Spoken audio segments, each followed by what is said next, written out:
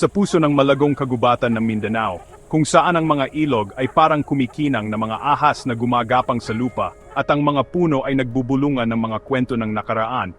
Isang batang mandirigma, si Datu Kudarat, ang nagsimulang mamuno, nakatanda na siyang maging ang maalamat na Sultan Kudarat, isang matapang na tagapagtanggol ng kanyang bayan laban sa mga mananakop na Espanyol.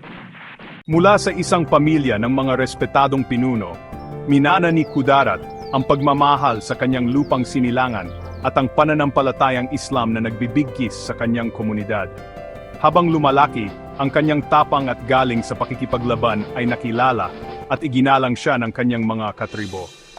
Nang sumulpot ang mga barkong Espanyol sa abot tanaw, na parang mga multo sa dating tahimik na karagatan, alam ni Kudarat na nasa panganib ang kanyang bayan. Tinipon niya ang kanyang mga mandirigma, isang grupo ng mga magigiting na datu at matatapang na kabataan na nagkakaisa sa hangaring ipagtanggol ang kanilang lupain. Ang mga sumunod na labanan ay madugo at walang tigil. Gamit ang kanyang talino sa estratehiya, ginamit ni Kudarat ang kagubatan bilang kanyang kakampi, gumagawa ng mga biglaang pag-atake laban sa mga nakabaluti na sundalong Espanyol.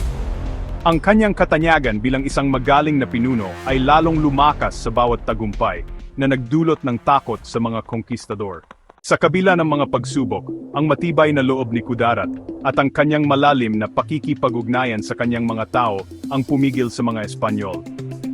Mahusay niyang pinag-isa ang mga kalapit na komunidad ng Muslim upang bumuo ng isang malakas na puwersa laban sa mga mananakop.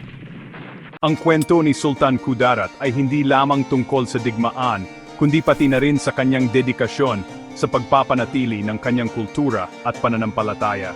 Itinaguyod niya ang Islam, sinisiguro na ang kanyang mga tao ay hindi lamang magagaling na mandirigma, kundi matatag din sa kanilang paniniwala.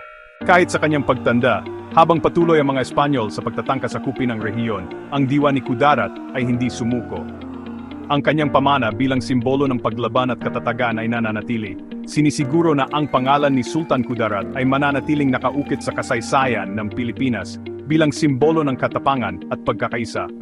Pinag-isa niya ang mga Muslim ng Lanao, Cotabato, Davao City, Zamboanga City, Sulu Archipelago, at North Borneo, at buong tapang na nilabanan ng mga Espanyol na sumalakay sa kanyang nasasakupan. Noong 1993, si Sultan Kudarat ay naging isa sa 9 na makasaysayang figura na inirekomenda ng National Heroes Committee upang kilalanin bilang pambansang bayani. Ang pagkilalang ito ay batay sa ilang pamantayan, kabilang ang pagkakaroon ng ideya ng isang bansa at pag-isip tungkol sa mga susunod na henerasyon.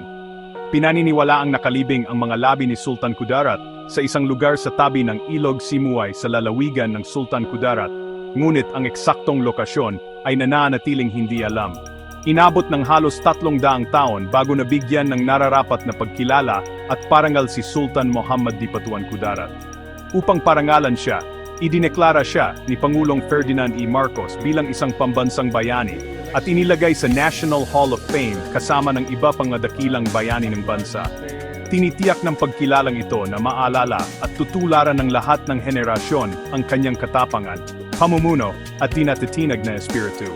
Please comment and share this video to spread the legacy of Sultan Kudarat.